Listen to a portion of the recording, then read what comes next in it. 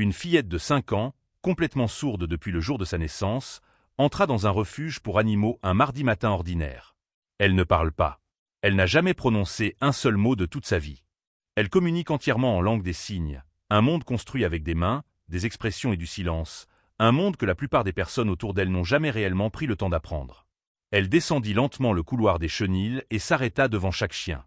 Elle signa à chacun d'eux. Chaque chien l'ignora. Tous. Jusqu'à ce que l'un d'eux ne le fasse pas. Ce qui se produisit ensuite fut capturé par une caméra de sécurité du refuge ainsi que par le téléphone d'une bénévole. Et pas une seule personne dans ce bâtiment ne fut capable d'expliquer ce qu'elle voyait. Elle s'appelle Maya. Elle a 5 ans.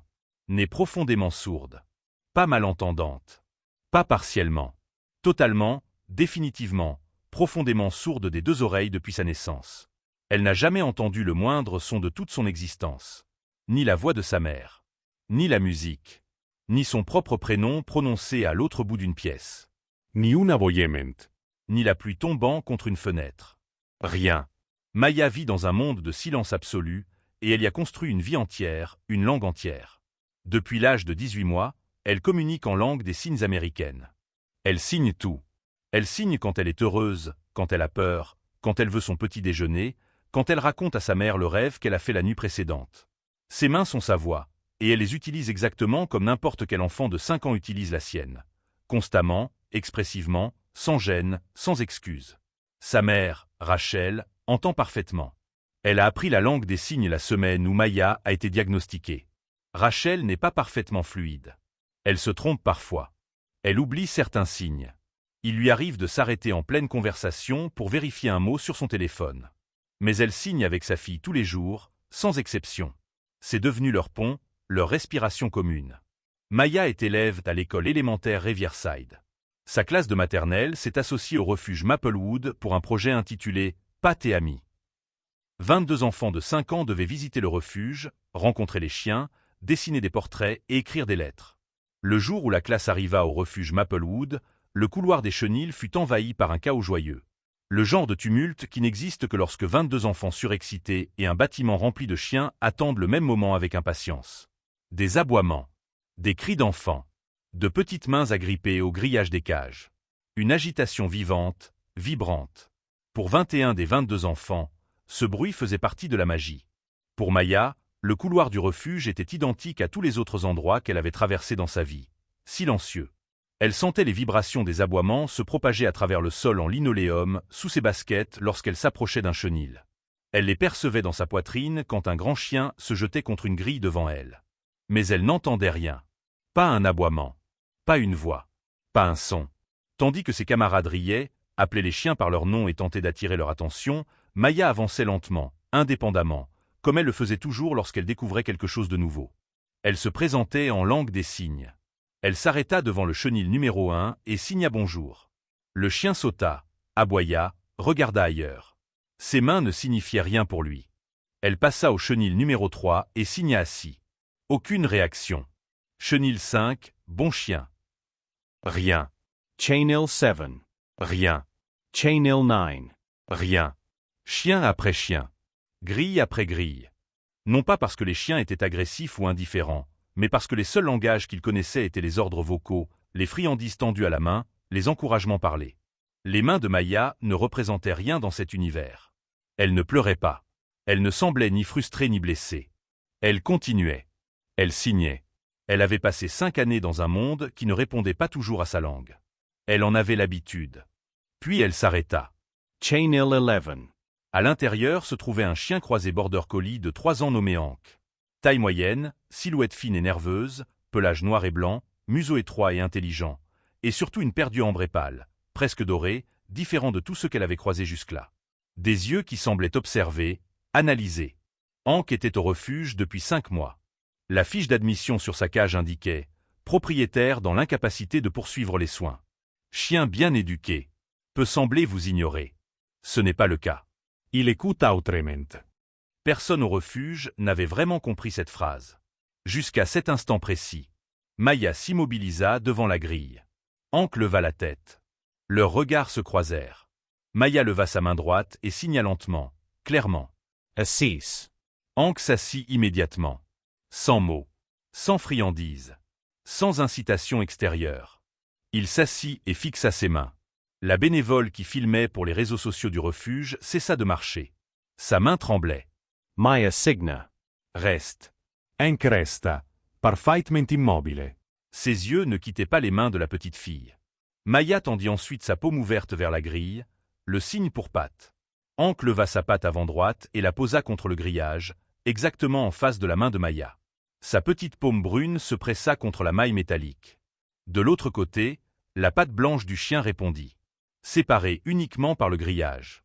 La bénévole faillit laisser tomber son téléphone. Et dans le silence absolu du monde de Maya, quelque chose venait de répondre. La directrice du refuge, Patricia, ne quitta pas la scène des yeux. Elle avait vu des adoptions émouvantes. Des retrouvailles. Des miracles inattendus. Mais jamais cela. Elle se dirigea vers le bureau administratif avec une rapidité inhabituelle, ouvrit le dossier d'admission de Hank et le relut depuis le début, cette fois en cherchant ce qu'elle n'avait jamais pris la peine d'interpréter. Nom de l'ancien propriétaire, James Whittaker. Âge, 64 ans. Motif de l'abandon, incapacité médicale à poursuivre les soins. Observation, chien bien éduqué. Peut sembler ignorer les ordres vocaux. Il n'ignore pas. Il écoute autrement. Elle sentit un frisson lui parcourir le dos. Elle décrocha le téléphone et passa un appel via un service relais pour personnes sourdes. Lorsque James répondit, Patricia expliqua la scène. Le silence au bout de la ligne dura longtemps. Puis la réponse apparut sur l'écran du relais. James était sourd depuis l'enfance. Il avait adopté Hank Chio, 3 ans plus tôt. Il l'avait dressé entièrement en langue des signes américaine.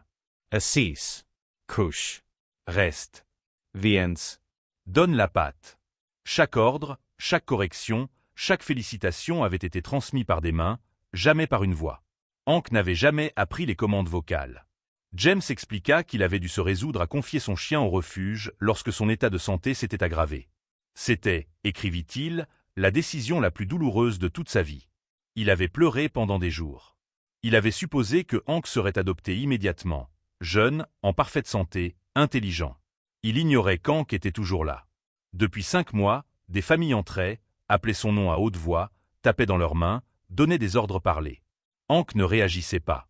Il concluait qu'il était têtu, ou mal dressé, ou désobéissant, et il passait au chenil suivant. Semaine après semaine. Mois après mois. Hank n'était rien de tout cela. Il attendait simplement dans la seule langue qu'il connaissait. Dans le couloir, Rachel regardait la bénévole lui montrer la vidéo. Elle vit sa fille lever la main. Elle vit le chien s'asseoir. Elle vit la patte contre la petite paume. Ses mains montèrent lentement vers son visage. Elle ne pleurait pas encore. Elle était simplement figée.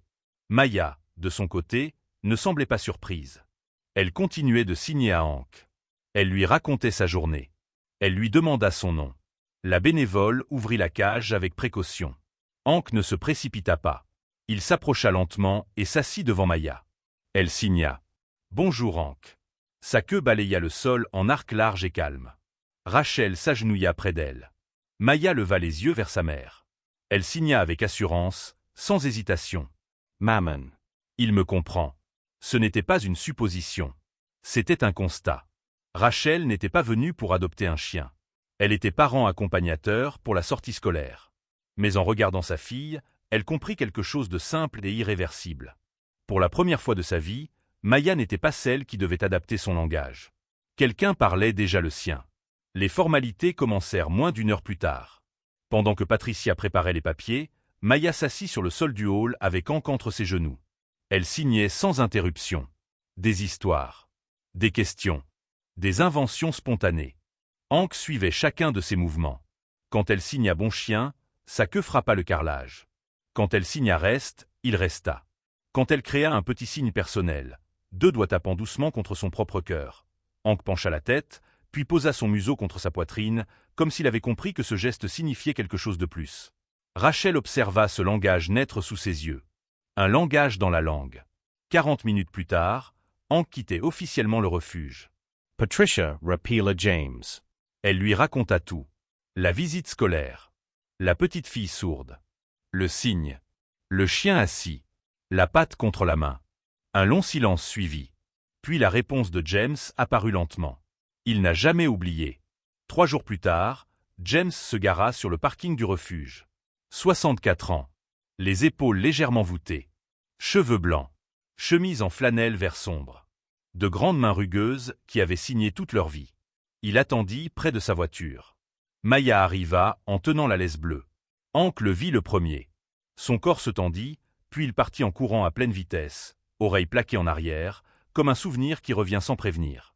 Il sauta contre la poitrine de James. L'homme tomba à genoux sur l'asphalte fissuré et entoura le chien de ses bras. Ses épaules tremblaient. Maya approached Ausment. Elle tapota l'épaule de James. Il leva les yeux, embué derrière ses lunettes métalliques. Elle leva ses petites mains. Elle signa. Il la regarda attentivement. Puis il signa en retour. Ses gestes étaient plus larges, plus lents, mais fluides. Hank se tenait entre eux. Il avait toujours compris. Rachel observait la scène quelques pas en arrière. Elle ne pouvait pas suivre la conversation. Mais elle comprenait tout. Dans ce parking, 3 êtres parlaient la même langue. Sans un seul son. La vidéo fut publiée avec l'autorisation écrite de Rachel et de James. Au départ, il ne s'agissait que d'un simple partage sur la page du refuge Maplewood. Une courte légende, quelques lignes expliquant qu'un moment inattendu avait été capturé lors d'une visite scolaire. Personne ne s'attendait à ce qui suivit. La caméra de sécurité montrait le couloir du chenil 11, légèrement incliné vers la droite, l'image un peu granuleuse. On y voyait une petite silhouette immobile face à une grille métallique. Autour d'elle, l'agitation, des enfants qui passent, des chiens qui bondissent, des adultes qui parlent. Aucun son sur la vidéo, uniquement le mouvement. Puis, le geste. Une petite main qui se lève. Un signe clair. A cease. Et le chien qui s'assoit immédiatement. Sans hésitation. Sans détourner le regard. La vidéo du téléphone de la bénévole capturait l'instant encore plus près. La patte blanche contre la grille, la paume brune de Maya qui se presse en retour. Un échange silencieux, direct, évident. En 4 jours, la vidéo fut visionnée plus de 11 millions de fois. Les communautés sourdes la partagèrent massivement.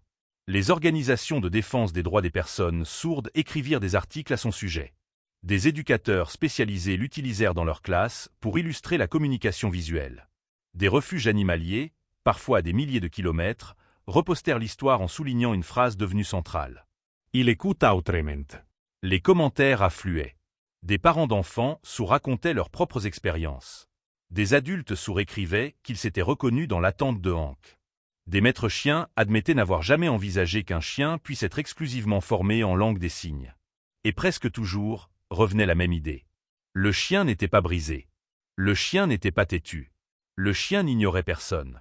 Il attendait simplement qu'on lui parle dans la langue qu'il comprenait. Pendant 5 mois, des dizaines de familles étaient passées devant le chenil 11. Elles avaient appelé son nom, tapé dans leurs mains, donné des ordres vocaux. Puis elles étaient reparties en disant « Il ne répond pas ». Personne n'avait pensé à lever les mains. Personne n'avait imaginé que le silence pouvait être un langage complet. 6 mois plus tard, la vie à la maison avait trouvé un nouvel équilibre.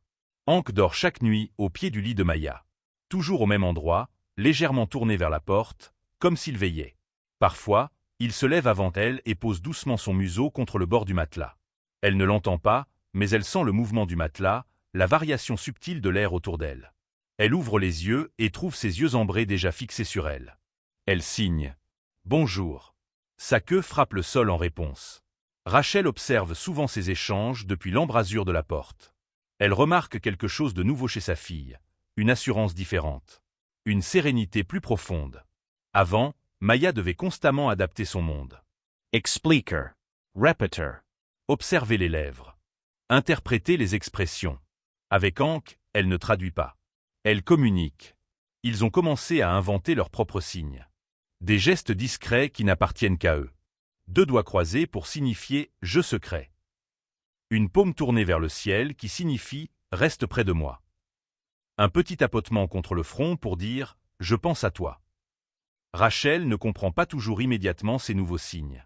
Hank, toujours. Un dimanche après-midi, James est revenu leur rendre visite. Il s'assit sur le canapé, les épaules toujours légèrement voûtées, mais le regard plus léger qu'auparavant. Ses mains, larges et marquées par les années, reposaient sur ses genoux. Maya s'approcha et s'assit en face de lui. Elle signa lentement, avec application. « Merci ». James observa ses mains, puis signa en retour. « Merci à toi ». Leurs gestes étaient différents, les siens plus amples, plus structurés, ceux de Maya plus rapides, plus spontanés, mais ils se comprenaient sans effort. Hank se tenait entre eux, assis droit, les yeux passant de l'un à l'autre, attentifs à chaque mouvement. Rachel ne pouvait pas suivre toute la conversation. Mais elle voyait ce qui comptait. Dans ce salon, 3 personnes et un chien partageaient une langue complète, riche, vivante.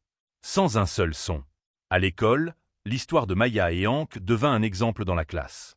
La maîtresse expliqua aux autres enfants que certaines personnes entendent avec leurs yeux, que certaines conversations n'ont pas besoin de voix. Maya dessina encore la même image que le premier jour, 2 mains et une patte séparées par une grille.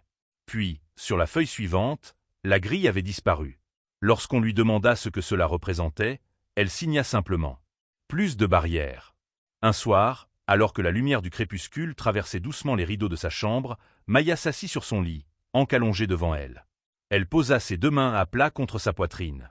Puis elle signa lentement. « Je ne suis pas seule. » Hank se redressa et posa son museau contre son cœur.